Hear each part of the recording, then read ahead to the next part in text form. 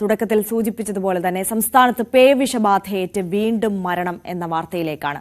തിരുവനന്തപുരം SITയിൽ ചികിത്സയിലായിരുന്ന കൊല്ലം കുന്നിക്കോട് സ്വദേശിയായ 7 വയസ്സുകാരിയാണ് മരണത്തിന് കീഴടങ്ങിയത്. വെന്റിലേറ്റർ സഹായത്തോടെയായിരുന്നു ഇത്രയും ദിവസം ജീവൻ നിലനിർത്തിയിരുന്നത്. ഒരു മാസത്തിനിടെ സംസ്ഥാനത്ത് പേവിഷബാധയേറ്റ് 3 കുട്ടികളാണ് മരിച്ചത് എന്നുള്ളതാണ് ഏറെ ആശങ്കാജനകമായ സാഹചര്യം. ഇത് കുട്ടികളുടെ മാത്രം കണക്കാണ്. പേവിഷബാധയേറ്റ് വാക്സിൻ എടുത്തതിന് ശേഷവും മരണപ്പെട്ടവരുടെ കണക്ക്, അത് മുതിർന്നവരുടെ കൂടി എണ്ണം എടുത്താൽ അത് ആശങ്കപ്പെടുത്തുന്ന ഒരു കണക്ക് തന്നെയാണ്. കഴിഞ്ഞ ദിവസം നമ്മൾ സൂചിപ്പിച്ചതുപോലെ തന്നെ 2021 ശേഷം മാത്രമുള്ള കണക്കുകൾ എടുത്താൽ 22 ആളുകളാണ് ഇത്തരത്തിൽ വാക്സിൻ എടുത്തതിന് ശേഷവും മരണത്തിന് കീഴടങ്ങേണ്ടി വരുന്ന ഒരു സാഹചര്യം ഉണ്ടാകുന്നത്. എന്തുകൊണ്ട് വാക്സിൻ എടുത്തതിനു ശേഷവും പേവിഷബാധ ഏൽക്കുന്നു എന്നുള്ള വലിയ ചോദ്യം അവിടെ അവശേഷിക്കുകയാണ്. ഇതിൽ വാക്സിന്റെ ഫലപ്രാപ്തിയെയും ഗുണനിലവാരത്തെക്കുറിച്ചുള്ള ചോദ്യങ്ങളും സംശയങ്ങളും ഒക്കെ സംസ്ഥാനത്ത് ഉയരുന്ന സാഹചര്യവുമാണ്. പക്ഷേ ആരോഗ്യവകുപ്പ് കൃത്യമായ വിവരം ആ ഒരു വിഷയത്തിൽ നൽകുന്നുണ്ട്, വിശദീകരണം നൽകുന്നുണ്ട്. ഇത്തരത്തിൽ വാക്സിന്റെ ഗുണനിലവാര കുറവ് മൂലമല്ല മരണം സംഭവിക്കുന്നത് എന്നുള്ളതാണ്. ഈ ഞരമ്പിനും മറ്റുമൊക്കെ കടിയേറ്റ് കഴിഞ്ഞാൽ പെട്ടെന്ന് പേവിഷബാധ ഏൽക്കാനും തലച്ചോറിലേക്ക് അത് ബാധിക്കാനുമുള്ള ഒരു സാഹചര്യമുണ്ട്. അത്തരത്തിലുള്ള മരണങ്ങളാണ് റിപ്പോർട്ട് ചെയ്യപ്പെടുന്നത് എന്നുള്ളതാണ്. നമുക്കൊപ്പം ആദ്യം തന്നെ ആരോഗ്യ വിദഗ്ധൻ ശ്രീ ഡോക്ടർ രാജീവ് ജയദേവൻ ചേരുകയാണ്. Good morning doctor. അത്ര നല്ല മോർണിംഗ് അല്ല നമുക്ക് എന്നുള്ളതാണ് യാഥാർത്ഥ്യം. അതെ, ജീവനുമായി മല്ലടിച്ചുകൊണ്ടിരിക്കുകയായിരുന്നു ആ 7 വയസ്സുകാരി. ഇപ്പോൾ മരണത്തിന് കീഴടങ്ങേണ്ടി വന്നിരിക്കുന്നു. ഈ കൈഞ്ഞരമ്പിന് കടിയേറ്റത് കൊണ്ടാണോ ഈ മരണം സംഭവിച്ചത് എന്നുള്ളതാണോ മനസ്സിലാക്കേണ്ടത്? ഈ റേബീസ് വാക്സിൻ എടുത്തതിന് ശേഷവും മരണം സംഭവിച്ചിട്ടുള്ള അപൂർവം കേസുകൾ പഠന വിധേയമായിട്ടുണ്ട്. അതിന്റെ പ്രബന്ധങ്ങൾ പറയുന്നത് 4 ഘടകങ്ങളാണ്. ഒന്ന്, നാഡികൾ ധാരാളമുള്ള പ്രദേശത്ത് കടിയേൽക്കുക. നമുക്കറിയാം, നമ്മുടെ ശരീരത്ത് നാഡികൾ എല്ലായിടത്തും ഒരുപോലെ കൂടുതൽ ഉള്ള സ്ഥലങ്ങളില്ല. നമ്മുടെ നാവ്, നമ്മുടെ മുഖം, വിരൽ തുമ്പുകൾ, ഇവിടെയെല്ലാം നാഡികളുടെ സാന്നിധ്യം വളരെ കൂടുതലുണ്ട്. ഇതിന്റെ പ്രാധാന്യം, വൈറസുകൾക്ക് സഞ്ചരിക്കാനുള്ള റോഡുകളാണ് ഈ നാഡികൾ. അതായത് രക്തക്കുഴലുകളല്ല, നെർവ്സ്. അത് തലച്ചോറിലേക്കും സ്പൈനൽ കോഡിലേക്കും പോകുന്ന റോഡുകളാണ് ഈ നാഡികൾ. അപ്പോൾ കൂടുതൽ നാഡികളുള്ള സ്ഥലങ്ങളിൽ കടിയേൽക്കുന്നവർക്ക് കൂടുതൽ രോഗസാധ്യതയാണ് ഉള്ളത്. അതൊരു പ്രധാനപ്പെട്ട സംഗതിയാണ്. എന്നാൽ നമ്മൾ ഓർക്കേണ്ടത്, ഈ വാക്സിൻ എടുക്കാത്തവരിൽ, സപ്പോസ് ഒരാൾ ചിന്തിക്കുകയാണ് ഈ റേബീസ് വാക്സിൻ എടുത്തിട്ട് കാര്യമില്ല എന്ന് ആരോ പറഞ്ഞു, ഏതോ ഒരു പട്ടി വന്ന് കടിച്ചു, വാക്സിൻ എടുത്തില്ല, പേപ്പട്ടിയാണ് കടിക്കുന്നതെങ്കിൽ ഈ വ്യക്തി മരണപ്പെടാനുള്ള സാധ്യത 10 മുതൽ 80% വരെയാണ്. പ്രത്യേകിച്ചും തലഭാഗത്താണ് കടിയേൽക്കുന്നതെങ്കിൽ 80%, അതായത് 10-ൽ 8 പേരും മരിക്കും. അത് ഓർക്കണം. അതുകൊണ്ട് വാക്സിന്റെ കാര്യങ്ങൾ ചർച്ച ചെയ്യുമ്പോൾ നമ്മൾ വളരെ സൂക്ഷ്മതയോടുകൂടി വേണം നമ്മുടെ പ്രേക്ഷകരോട് സംസാരിക്കാനായിട്ട്. കാരണം പലരും, പ്രത്യേകിച്ചും മെഡിക്കൽ ബാക്ക്ഗ്രൗണ്ട് ഇല്ലാത്ത പലരും ചിലപ്പോഴെങ്കിലും ഇത്തരം വാർത്തകൾ കേട്ട് ഇതിൽ കാര്യമില്ല, പട്ടികടിച്ചാൽ വീട്ടിലിരുന്നാൽ മതി എന്ന് ചിന്തിച്ചു പോയാൽ ഇത് വളരെ വലിയ ഒരു പ്രശ്നമായിട്ട് മാറാൻ സാധ്യതയുണ്ട്. കാരണം റേബീസ് ഇസ് 100% ഫേറ്റൽ. ലോകത്ത് 100% ഫേറ്റാലിറ്റി ഉള്ള ഒരു രോഗമുണ്ടെങ്കിൽ അത് റേബീസ് ആണ്. അതുകൊണ്ട് വാക്സിൻ എടുക്കാതിരുന്നാൽ അത് വളരെയധികം റിസ്ക് ആണ്. അത് ഓർക്കണം. ഡോക്ടർ, ഒരു കാര്യം കൂടി. യെസ്, ഇപ്പോൾ ഞാൻ ഒരു താരതമ്യം കൂടെ പറയാം. പലരും കോവിഡ് വാക്സിൻ എടുക്കാതെ ഇരുന്ന്, ഞാൻ വാക്സിൻ എടുക്കാതിരുന്നിട്ടും രക്ഷപ്പെട്ടു എന്ന് വീമ്പിളക്കുന്ന ആൾക്കാരുണ്ട്. കോവിഡിന്റെ മരണനിരക്ക് തുടക്കകാലത്ത് 1% അതായത് 100 പേരിൽ കോവിഡ് വന്നു കഴിഞ്ഞാൽ ഒരാളായിരുന്നു മരണപ്പെട്ടിരുന്നത്. ഇത്രയും പേർ മരണപ്പെടാനുള്ള കാരണം ലോകത്ത് എല്ലാവർക്കും തന്നെ കോവിഡ് വന്നു എന്നുള്ളതാണ്. നേരെ മറിച്ച് റേബീസ് അങ്ങനെയല്ല, ബാധിക്കുന്ന എല്ലാവരും തന്നെ മരണപ്പെടും. അതിൽ നിന്നും രക്ഷപ്പെട്ടവർ ഇല്ല എന്ന് വേണമെങ്കിൽ പറയാം.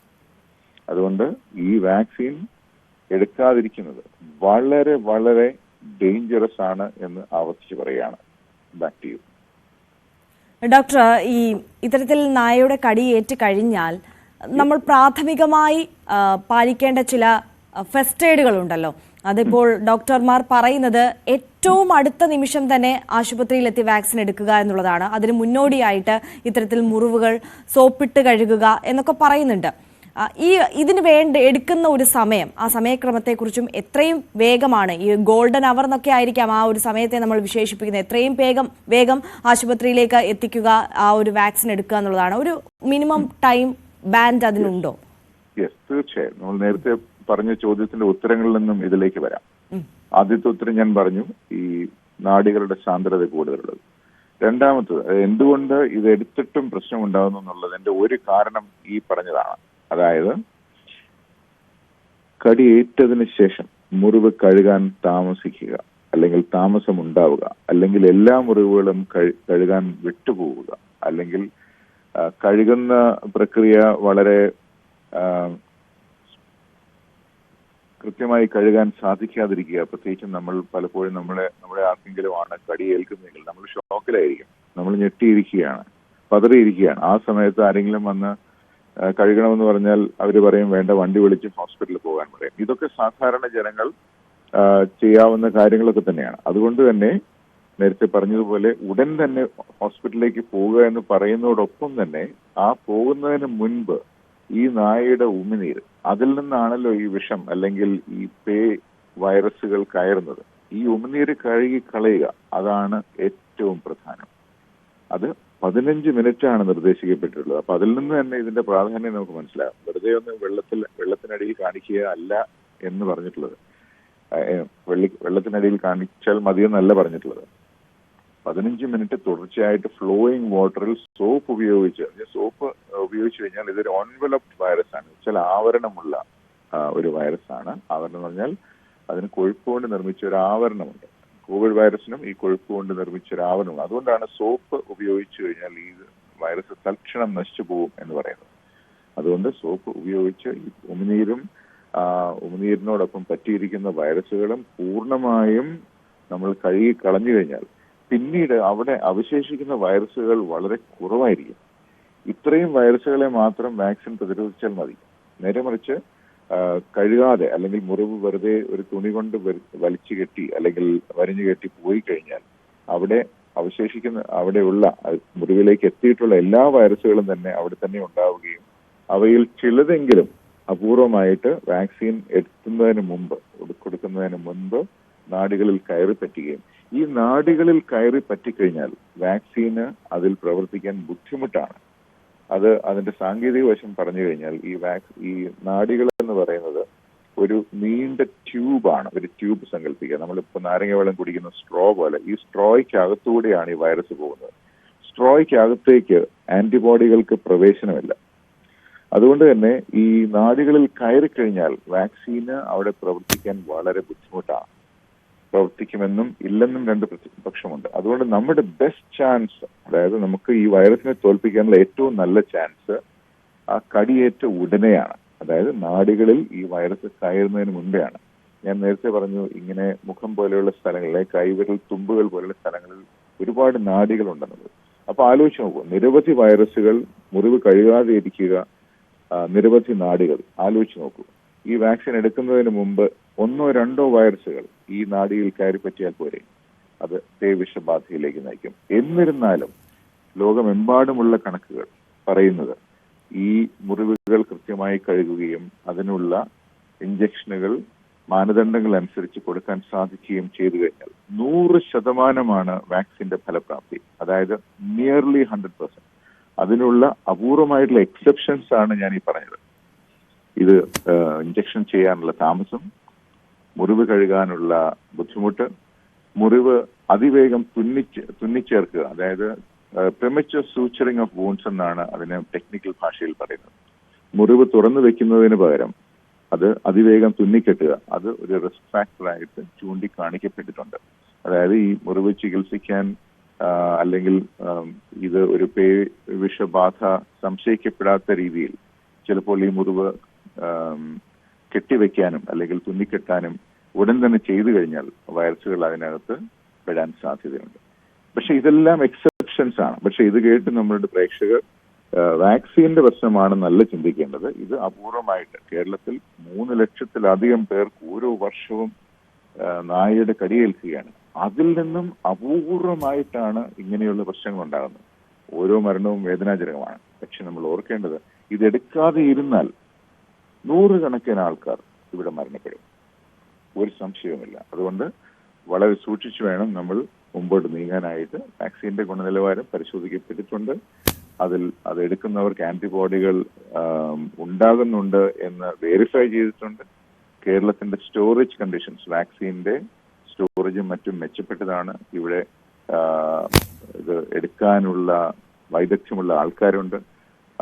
രോഗികൾക്ക് ചെന്നെത്താനുള്ള സ്ഥാപനങ്ങളുണ്ട്. ഞാൻ പറയുന്നത് മറ്റ് സ്ഥലങ്ങളെ അപേക്ഷിച്ച് നോക്കുമ്പോൾ കേരളത്തിലെ അവസ്ഥ, ഒരു പ്രശ്നം വന്നു കഴിഞ്ഞാൽ നമുക്ക് ഒരു ഹെൽത്ത് കെയർ ആക്സസ് എന്ന് പറയും, ഇതെല്ലാം വളരെ മെച്ചപ്പെട്ട ഒരു സംസ്ഥാനം തന്നെയാണ് കേരളം. തീർച്ചയായും ഡോക്ടർ, വളരെ നന്ദി ഡോക്ടർ രാജീവ് ജയദേവൻ ഈ ഘട്ടത്തിൽ ഞങ്ങളോടൊപ്പം ചേർന്നതിന്. ഡോക്ടർ പറഞ്ഞത് വളരെ വളരെ സുപ്രധാനപ്പെട്ട ഒരു കാര്യമാണ്. 100% ഫലപ്രാപ്തി തന്നെയാണ് വാക്സിനുകൾക്ക് ഉള്ളത്. ഫലപ്രാപ്തി ഇല്ല, വാക്സിൻ എടുത്തതിന് ശേഷവും മരണം സംഭവിച്ചല്ലോ എന്ന് കരുതി ആരും ഇത്തരത്തിൽ നായയുടെ കടിയേറ്റ് കഴിഞ്ഞാലോ അല്ലെങ്കിൽ നായയുടെ ആക്രമണമേറ്റ് കഴിഞ്ഞാലോ വാക്സിൻ എടുക്കാതെ ഇരിക്കാൻ പാടില്ല എന്നുള്ള സന്ദേശം എല്ലാ പ്രേക്ഷകരിലേക്കും എത്തിക്കുകയാണ്. ഡോക്ടർ സൂചിപ്പിച്ച കാര്യം അതുതന്നെയാണ്. 3 ലക്ഷത്തിലധികം ആളുകൾക്കാണ് ഓരോ വർഷവും ഇത്തരത്തിൽ നായയുടെ ആക്രമണം ഉണ്ടാകുന്നത്. അതിൽ അപൂർവം ചില കേസുകൾ മാത്രമാണ് ഇത്തരത്തിൽ ഈ മരണത്തിന് കീഴടങ്ങേണ്ടി വരുന്ന ഒരു സാഹചര്യത്തിലേക്കോ പേവിഷബാധ ഏൽക്കേണ്ട സാഹചര്യത്തിലേക്കൊക്കെ എത്തുന്നത്. അപ്പോൾ വാക്സിന്റെ ഗുണനിലവാരത്തെ സംബന്ധിച്ച് യാതൊരു സംശയവും ഈ ഘട്ടത്തിൽ വരേണ്ട ഒരു സാഹചര്യവും ഇല്ല എന്നുള്ളതാണ് ഏറെ പ്രധാനപ്പെട്ട കാര്യം. എന്തായാലും നമുക്ക് SIT ആശുപത്രിയിലേക്കൊന്ന് പോകാം. അവിടെ ഇപ്പോൾ മരണപ്പെട്ട 7 വയസ്സുകാരിയുടെ അമ്മയുടെ പ്രതികരണം നമുക്ക് ലഭ്യമാകുന്നുണ്ട് എന്നാണ് മനസ്സിലാക്കുന്നത്. അതിലേക്ക് വളർത്തിയതുകൊണ്ട് കണ്ടില്ലേ, ഇവിടെ തന്നെ പട്ടികൾ വളർന്നു കയറി പോകുന്ന കണ്ടില്ലേ, കുഞ്ഞുങ്ങളെ തിരിയുന്ന എല്ലാ സഹായം ചെയ്തെങ്കിൽ തന്നെ അവിടെ വേസ്റ്റ് കൊണ്ടിടരുത്, ഇടുന്ന എല്ലാരോടും പറയും. ഒരു മനുഷ്യനും കേട്ടില്ല. അത് തിന്നാൻ വന്ന പട്ടികളെ എന്റെ കുഞ്ഞിനെ കടിച്ചു കീറിയത്. ഞാന് ഓട്ടിച്ചു വിട്ട പട്ടിയെ എന്റെ കുഞ്ഞിനെ കടിച്ചു കീറിയത്. എനിക്കിപ്പോ ഞാൻ ഓടിച്ചെല്ലുമ്പോ എന്റെ കുഞ്ഞിനെ കടിച്ചു വലിക്കുമായിരുന്നു. അപ്പോഴേ എടുത്തോണ്ട് പോയി. ഞാൻ ഇപ്പതാണ്ട് കൊണ്ടുപോയി. ഇനി എനിക്കിനി കാണാനില്ല. VV അരുൺ കൂടി നമുക്കൊപ്പം ചേരുകയാണ്. അരുൺ ആശുപത്രിയിൽ നിന്നാണ് ചേരുന്നത് എന്നാണ് മനസ്സിലാക്കുന്നത്. അരുൺ, അതിവൈകാരികമായ കാഴ്ചകളാണ് അവിടെ നിന്നുള്ളത് എന്നറിയാം. ഇനിയുള്ള നടപടിക്രമങ്ങൾ അടക്കമുള്ള കാര്യങ്ങളുടെ വിശദാംശങ്ങൾ. അറിയാം, തീർത്തും വൈകാരികമാണ്. ഒരു കുഞ്ഞിന്റെ അമ്മ, 7 വയസ്സ് മാത്രമുള്ള കുട്ടി, വീട്ടുമുറ്റത്ത് കളിച്ചുകൊണ്ടിരുന്ന കുട്ടിയാണ്. ആ കുട്ടിയാണ് ഇത്തരമൊരു താഴോട് അന്ത്യത്തിലേക്ക് പോയിരിക്കുന്നത്. വളരെ നിർദ്ധരെങ്കിലും കൃത്യമായ ചികിത്സ നൽകാൻ അവർ ശ്രമിച്ചു. അവർ എല്ലാ ചികിത്സയും നൽകി. അതിനുശേഷവും കുട്ടിയുടെ ജീവൻ രക്ഷപ്പെടുത്താൻ കഴിഞ്ഞില്ല എന്ന വ്യസനം കൂടി അമ്മയുടെ വാക്കുകളിലുണ്ട്. എന്തുകൊണ്ടാണ് ആ ഭാഗത്തേക്ക് തെരുവ് നായ വന്നതെന്ന് കൂടി അമ്മ പറയുകയാണ്. മാലിന്യങ്ങൾ തന്നെയാണ് അവിടെ വില്ലനായത്. മാലിന്യം നാട്ടുകാർ തള്ളിയതാണ് ഈ നായയെ അവിടേക്ക് വരുത്തിയത്. കരഞ്ഞുകൊണ്ട് അമ്മ പറയുന്നു, കുട്ടിയുടെ മൃതദേഹവുമായി അവർ നാട്ടിലേക്ക് പോവുകയും ചെയ്തിട്ടുണ്ട്. സംസ്കാര ഉൾപ്പെടെ നടപടികൾ അവിടെ നടക്കും. തീർത്തും ദാരുണമായ സംഭവം എന്ന് തന്നെ പറയേണ്ടി വരും. എല്ലാ ചികിത്സയ്ക്കും ആ കുടുംബം തയ്യാറായിട്ടോ അല്ലെങ്കിൽ പലപ്പോഴും ഇത്തരം സംഭവങ്ങളിൽ ചികിത്സ വൈകുന്നതാണ് പ്രശ്നമുണ്ടാകുന്നത്. പക്ഷെ ഇവിടെ അതും ഉണ്ടായിട്ടില്ല. കൃത്യമായ ചികിത്സ നൽകി എന്നിട്ടും ആ കുട്ടിയുടെ ജീവൻ രക്ഷിക്കാൻ കഴിഞ്ഞില്ലാത്തതിന്റെ സങ്കടമാണ് ആ അമ്മയുടെ വാക്കുകളിൽ നിന്ന് നമുക്ക് കേൾക്കാൻ കഴിഞ്ഞത്. ഏതായാലും നേരത്തെ നമ്മുടെ ഡോക്ടർമാർക്ക് പറയുന്നത് പോലെ പൂർണ്ണമായും സുരക്ഷിതമാണ് വാക്സിൻ എങ്കിലും ഇത്തരം സംഭവങ്ങൾ ആവർത്തിക്കുന്നു. അത് വലിയ ആശങ്ക പൊതുവിൽ സൃഷ്ടിക്കപ്പെടുന്നുണ്ട്. തെരുവുനായകളുടെ എണ്ണം കൂടുന്നതും ആക്രമണങ്ങൾ ഉണ്ടാകുന്നതുമാണ് ഈ ഇത്രയധികം പ്രശ്നങ്ങളിലേക്ക് നയിക്കുന്നത്. ഏതായാലും വളരെ ദയനീയമായ, വളരെ ദാരുണമായ ഒരു സംഭവം തന്നെയാണ് 7 വയസ്സുകാരുടെ മരണവുമായി ബന്ധപ്പെട്ട് ഉണ്ടായിരുന്നത്. തീർച്ചയായും അരുൺ തുടരുക. ഇപ്പോൾ നമുക്കൊപ്പം ധന്യ പ്രദീപ്, വിളക്കുഴി പഞ്ചായത്ത് അംഗമാണ്. ധന്യ കൂടി നമുക്കൊപ്പം ചേരുകയാണ്. ധന്യ, നാടിന്റെ ഒന്നാകെ നൊമ്പരമായി മാറിയിരിക്കുകയാണ് ഈ 7 വയസ്സുകാരി. ഇതിൽ ഇപ്പോൾ അതിവൈകാരികമായി അമ്മയുടെ പ്രതികരണം വന്നു കഴിഞ്ഞു. അമ്മ അതിൽ പക്ഷേ പറയുന്ന കാര്യങ്ങൾ വളരെ പ്രധാനമാണ്. ഈ തെരുവുനായ ശല്യം അത് വളരെ രൂക്ഷമാണ് എന്നുള്ളത്, മാലിന്യങ്ങൾ ഇത്തരത്തിൽ വഴിയോരങ്ങളിലൊക്കെ തള്ളുന്നത് അവിടെ വലിയൊരു ഗുരുതര പ്രശ്നമായി അവശേഷിക്കുന്നുണ്ട്. അതാണ് തെരുവുനായകൾ ഇത്തരത്തിൽ വർദ്ധിക്കാനും അവരുടെ ശല്യം കൂടാനുമുള്ള ഒരു സാഹചര്യം എന്നൊക്കെ പറയുന്നുണ്ട്. ഈ വിഷയങ്ങളെയൊക്കെ ഒരു പഞ്ചായത്ത് അംഗം എന്നുള്ള നിലയിൽ താങ്കൾ എങ്ങനെയാണ് അഡ്രസ്സ് ചെയ്യുന്നത്? നമ്മൾ കഴിഞ്ഞ മാലിന്യമുക്ത നവകേരളത്തിന്റെ ഭാഗമായിട്ട് പഞ്ചായത്ത് മൊത്തം നമ്മൾ മാലിന്യം നീക്കം ചെയ്ത് അങ്ങനെ തെരുവുനായയുടെ ശല്യം വളരെ കുറഞ്ഞുകൊണ്ടിരിക്കുകയായിരുന്നു. പക്ഷെ അതിദാരുണമായിട്ട് ഈ കുഞ്ഞിനെ കഴിഞ്ഞ മാസം പേവിഷബാധയുള്ള നായ കടിക്കുകയും അപ്പൊ അതിനെ തുടർന്ന് കുഞ്ഞ് കൃത്യമായിട്ട് വാക്സിനൊക്കെ എടുത്തിരുന്നതായിരുന്നു. പക്ഷെ എന്താണ് ഇങ്ങനെ സംഭവിക്കാനുള്ള കാരണം എന്നുള്ളത് നമുക്ക് അറിയാൻ സാധിക്കുന്നില്ല. പക്ഷെ പഞ്ചായത്ത് തുടർന്നും ഇനി ഇപ്പൊ കഴിഞ്ഞ ദിവസം ഞങ്ങളൊരു അടിയന്തര മീറ്റിംഗ് കൂടി ഈ പട്ടി പിടിക്കുന്നതുമായി പട്ടിയുടെ കാര്യത്തില് തെരുവുനായയുടെ ശല്യം കുറയ്ക്കുന്നതിന് വേണ്ടിയുള്ള നടപടികൾ ഉടനെ ഞങ്ങൾ സ്വീകരിക്കാമെന്ന ഒരു അടിയന്തര യോഗത്തിൽ ഞങ്ങൾ തീരുമാനിക്കുകയുണ്ടായി. ശരി, ഇനിയുള്ള നീക്കങ്ങളും നടപടികളും ഒക്കെ എങ്ങനെയായിരിക്കും? തുടർന്നും നമ്മൾ മാലിന്യങ്ങൾ, കാരണം പൊതുജനങ്ങളോട് നമ്മളോട് സഹകരിച്ചാൽ മാത്രമേ നമുക്ക് മാലിന്യം കൃത്യമായിട്ട് നീക്കം ചെയ്ത് പഞ്ചായത്തിനെ മാലിന്യമുക്ത പഞ്ചായത്താക്കി മാറ്റാൻ നമുക്ക് സാധിക്കത്തുള്ളൂ. അപ്പം പൊതുജനങ്ങളുടെ കൂടെ ഒരു സഹായത്തോടു കൂടി തുടർ പ്രവർത്തനങ്ങൾ നടത്താമെന്ന് തന്നെയാണ് തീരുമാനിച്ചിരിക്കുന്നത്. ധനിക്ക് വ്യക്തിപരമായി അറിയുന്ന കുടുംബം കൂടിയാണോ ഇത്? അല്ല, അറിയത്തില്ല, വ്യക്തിപരമായിട്ട് അറിയത്തില്ല. നമ്മൾ കുന്നിക്കോട് ഭാഗത്തുള്ള കുട്ടിയാണ്. ഞാൻ ഇങ്ങനെ വിളക്കുടി സ്വദേശിയാണ്. ശരി, ഈ കുടുംബത്തിലെ ഒരു പശ്ചാത്തലവും ഇനിയിപ്പോൾ അവിടെ എത്തിയതിനു ശേഷം ഈ സംസ്കാരം അടക്കമുള്ള ചടങ്ങുകളുമായി ബന്ധപ്പെട്ട വിവരങ്ങളൊക്കെ ലഭ്യമാണോ ധനിക്ക്? ഇപ്പൊ രാവിലെ കുഞ്ഞിന്റെ മൃതശരീരം പുനലൂര് കൊണ്ടുവരും എന്നുള്ളൊരു റിപ്പോർട്ട് രാവിലെ പ്രസിഡന്റ് ഞങ്ങൾ അറിയിച്ചിട്ടുണ്ടായിരുന്നു. ശരി, അങ്ങനെയാണല്ലേ അറിയിച്ചിരിക്കുന്നത്. ഓക്കെ, വളരെ നന്ദി ധന്യ പ്രദീപ് ഈ ഘട്ടത്തിൽ ഞങ്ങളോടൊപ്പം ചേർന്നതിന്. വിളക്കുടി പഞ്ചായത്ത് അംഗമായ ധന്യയാണ് നമുക്കൊപ്പം ചേർന്നത്. ഇതിൽ ഇപ്പോൾ നിരവധി വിഷയങ്ങളുണ്ട്. തെരുവുനായ ശല്യം രൂക്ഷമാകുന്നു എന്നുള്ളതാണ് അതിലെ ഏറ്റവും പ്രധാനപ്പെട്ട വിഷയം.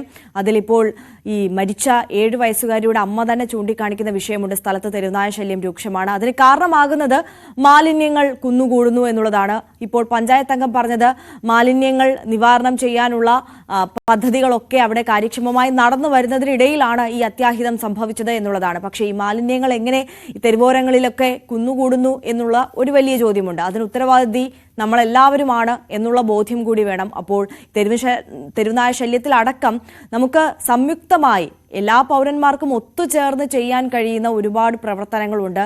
ആ പ്രവർത്തനങ്ങളുമായി മുന്നോട്ട് ഇനിയെങ്കിലും ജാഗരൂകരായി മുന്നോട്ട് പോകണം എന്നുള്ളതാണ് ഇത്തരത്തിലുള്ള സംഭവങ്ങളൊക്കെ നമുക്ക് നൽകുന്ന സന്ദേശം. എന്തായാലും നേരത്തെ ഡോക്ടർ രാജീവ് ജയദേവൻ നമ്മളോട് സൂചിപ്പിച്ചതുപോലെ തന്നെ വാക്സിന്റെ ഫലപ്രാപ്തിയെക്കുറിച്ച് ആശങ്കപ്പെടേണ്ട യാതൊരു സാഹചര്യവും നിലവിൽ ഇല്ല എന്നുള്ളതാണ്. 3 ലക്ഷത്തിലധികം ആളുകൾക്ക് ഓരോ വർഷവും ഇത്തരത്തിൽ നായയുടെ കടിയേൽക്കുന്നുണ്ട്, ആക്രമണം നേരിടേണ്ടി വരുന്നുണ്ട്. അതിൽ വളരെ അപൂർവം കേസുകൾ മാത്രമാണ് ഇത്തരത്തിൽ പേവിഷബാധ ഏൽക്കുന്ന സാഹചര്യവും മരണത്തിന് കീഴടങ്ങേണ്ട സാഹചര്യവും വരുന്നത്. അതിൽ മുറിവുകൾ അതിഗുരുതരമാകുന്ന സാഹചര്യം, ഞരമ്പുകൾ കേൾക്കുന്ന മുറിവുകൾ, അതൊക്കെയാണ് കൂടുതലായും ഇത്തരത്തിൽ മരണത്തിലേക്ക് നയിക്കുന്നത് എന്നുള്ളതാണ്. തുടക്കത്തിൽ തന്നെ ഏറ്റവും അടുത്ത നിമിഷം തന്നെ ഇതിന് വേണ്ട ഫസ്റ്റ് എയ്ഡുകൾ നമ്മൾ കടിയേറ്റ സമയത്ത് തന്നെ ചെയ്യുക എന്നുള്ളതാണ് ഏറ്റവും പ്രധാനപ്പെട്ട കാര്യം. അതിൽ മുറിവിൽ സോപ്പ് ഉപയോഗിച്ച് 15 മിനിറ്റോളം വെള്ളത്തിൽ കഴുകണം എന്നുള്ളതാണ് ഡോക്ടർ നമ്മളോട് സൂചിപ്പിച്ച കാര്യം. അതിനുശേഷം എത്രയും വേഗം തന്നെ നമ്മൾ അടുത്തുള്ള ആശുപത്രിയിലേക്ക് പോവുക, ആന്റി റാബീസ് വാക്സിൻ എടുക്കുക എന്നുള്ളതാണ്. ഇപ്പോൾ പലതരത്തിലുള്ള വാർത്തകൾ നമുക്ക് ചുറ്റും ഇത്തരത്തിൽ സ്പ്രെഡ് ചെയ്യുന്ന ഒരു സാഹചര്യമാണ്. വാക്സിന് ഫലപ്രാപ്തിയില്ല, ഗുണമേന്മ പോരാ എന്ന തരത്തിലൊക്കെ. പക്ഷേ ഈ വാർത്തകൾ കണ്ട് അല്ലെങ്കിൽ ഈ തെറ്റായ പ്രചാരണങ്ങൾ കണ്ടുകൊണ്ട് വാക്സിൻ എടുക്കാതിരുന്നാൽ അത് വലിയ ഗുരുതരമായ സാഹചര്യത്തിലേക്ക് കാര്യങ്ങൾ എത്തും. അതൊരു വലിയ ബുദ്ധിമോശമായി പോകും എന്നുള്ളതാണ് സാഹചര്യം. വാക്സിൻ എടുക്കാതിരുന്നാൽ ഉറപ്പായും ഇത്തരത്തിൽ മരണത്തിന് കീഴടങ്ങേണ്ടി വരും എന്നുള്ളതാണ്. വാക്സിന് 100% ഫലപ്രാപ്തി തന്നെ ഉണ്ട്. പക്ഷേ ഇത്തരത്തിൽ ഇവിടെ ഇപ്പോൾ ഈ 7 വയസ്സുകാരിയുടെ കാര്യമെടുത്താൽ കൈഞ്ഞരമ്പിനാണ് കടിയേറ്റത്. അതുകൊണ്ട് വാക്സിൻ എടുത്തതിന് ശേഷവും പക്ഷേ അതിന് മുൻപായി തന്നെ തലച്ചോറിനെ ബാധിക്കുന്ന അവസ്ഥയാണ് ഉണ്ടായത്. ഒരിക്കൽ കൂടി വി അരുണിലേക്ക് പോവുകയാണ്. അരുൺ തിരുവനന്തപുരം SIT ആശുപത്രിയിൽ നിന്ന് ചേരുകയാണ്. അരുൺ, പറഞ്ഞോളൂ വിശദാംശം.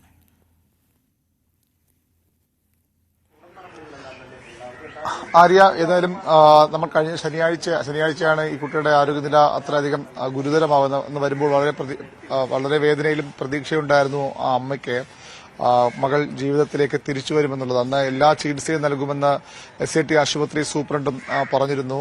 കൃത്യമായ ചികിത്സ അവർ തുടക്കം മുതൽ അത് ഈ പട്ടികടി ഏറ്റ ഉടൻ തന്നെ വെള്ളവും സോപ്പും ഉപയോഗിച്ച് കഴുകുന്നത് തുടങ്ങി ആന്റി റാബീസ് വാക്സിൻ എടുക്കുന്നവരുടെ എല്ലാ ഡോസുകളും കൃത്യമായ എല്ലാ ചികിത്സയും നടത്തിയിരുന്നു. അതിന്റെ ഒരു പ്രതീക്ഷ അമ്മയുടെ വാക്കുകളുടെ ഒരു മരുന്ന് കിട്ടാൻ വൈകിയ, അല്ലെങ്കിൽ ആ മരുന്ന് ഇവിടെ ആശുപത്രിയിലായിരുന്നു, അത് പിന്നീട് മറ്റൊരു മരുന്ന് നൽകി ആശുപത്രി അധികൃതർ അത് പരിഹരിക്കുകയും ചെയ്തു. അങ്ങനെ എല്ലാ ശ്രമങ്ങളും ആശുപത്രിയുടെ ഭാഗത്തുനിന്നും ഉണ്ടായി, SAT ആശുപത്രി അധികൃതരുടെ ഭാഗത്തുനിന്നും ഉണ്ടായി. പക്ഷേ ഇവിടെ കൊണ്ടുവരുമ്പോൾ തന്നെ കുട്ടി ഈ പേവിഷബാധയുടെ ലക്ഷണങ്ങൾ പ്രകടിപ്പിച്ച് തുടങ്ങിയിരുന്നു. അതാണ് കുട്ടിയുടെ ആരോഗ്യസ്ഥിതി സംബന്ധിച്ച് തുടക്കത്തിൽ ഇവിടെ നിന്ന് ലഭിച്ച വിവരം.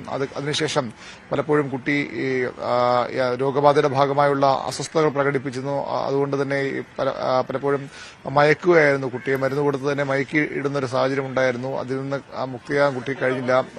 വളരെ ചെറിയ ശതമാനം മാത്രമാണ് ഈ പേവിഷബാധ ഏറ്റ് രക്ഷപ്പെട്ടവരുടെ കണക്കുകൾ. സംസ്ഥാനത്ത് തന്നെ 5-6 പേരെന്ന ഒരു കണക്കാണ് രക്ഷപ്പെട്ടിട്ടുള്ളത്. വളരെ കൃത്യമായ ചികിത്സ നൽകി രക്ഷപ്പെടുത്തിയിട്ടുള്ള വളരെ 5-6 പേര് മാത്രമാണ്. അങ്ങനെ അത്രയധികം നമ്മൾ സംസാരിച്ച ഡോക്ടർ പറഞ്ഞതുപോലെ തന്നെ രക്ഷപ്പെടാനുള്ള സാധ്യത, പേവിഷബാധയേറ്റ് അതിൽ നിന്ന് മുക്തമാകാനുള്ള സാധ്യത വളരെ കുറവാണ്. പക്ഷേ ഈ കുട്ടിയുടെ കാര്യത്തിൽ അതും അങ്ങനെ ഉണ്ടാകുമെന്ന ഒരു പ്രതീക്ഷ ഒരു ഘട്ടത്തിലും ഉണ്ടായില്ല. പക്ഷേ ആ കുടുംബം അല്ലെങ്കിൽ എല്ലാവരും അത് ആഗ്രഹിച്ചു. എന്നാൽ അതും സാധിച്ചില്ല. ഇന്ന് വെളുപ്പിന് 3 മണിയോടുകൂടിയാണ് ഈ കുട്ടിയുടെ ജീവൻ നഷ്ടമാകുന്നത്.